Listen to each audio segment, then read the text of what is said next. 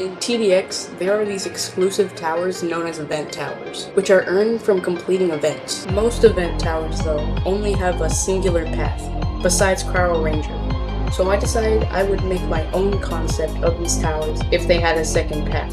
So yeah, enjoy the video. The original Icebreaker has two abilities.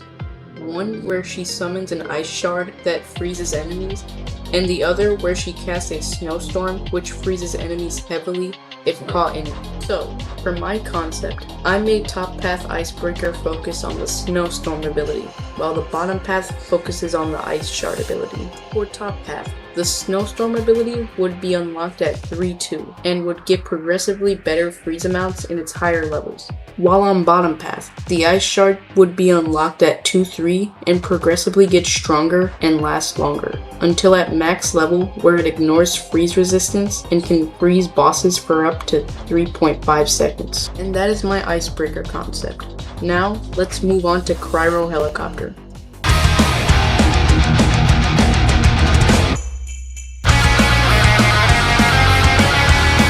For the top path Cryo Helicopter, it would be like the one we have now. It would get hidden detection at 3-2 and fire just one beam of ice that ignores freeze resistance and has a high freeze amount. The top path does not have any missiles though. And for the bottom path, it would work on spreading its freeze across multiple beams and through cryo missiles. On level 2-3, it will unlock a second beam of ice.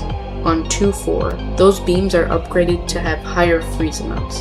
And on 2-5, it has 3 beams and slightly upgraded freeze amounts. Bottom path also has cryo missiles that are unlocked at 2-5 that shoot 4 of them every 30 seconds and can slow and freeze enemies. Bottom path does lack range, hidden detection, and freeze amount though. And that was my Cryo Heli concept. Now let's move on to our final one, Flame Trooper.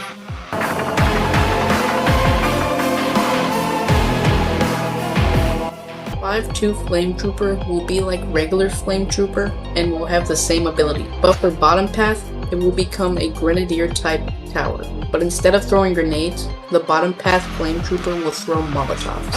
When these Molotovs are thrown, they will leave an area of fire where they were thrown, and if an enemy walks through it, it will begin to burn for a few seconds. The more you upgrade the Flame Trooper, the Molotov fire lasts longer and the burn duration on enemies also lasts longer.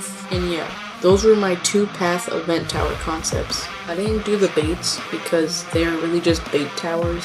I didn't do the Commander or Zed either because they originate from Tower Battles and Tower Battles towers only have one path. And I didn't do Relic because that tower is getting a rework soon. But yeah, I hope you all enjoyed today's video.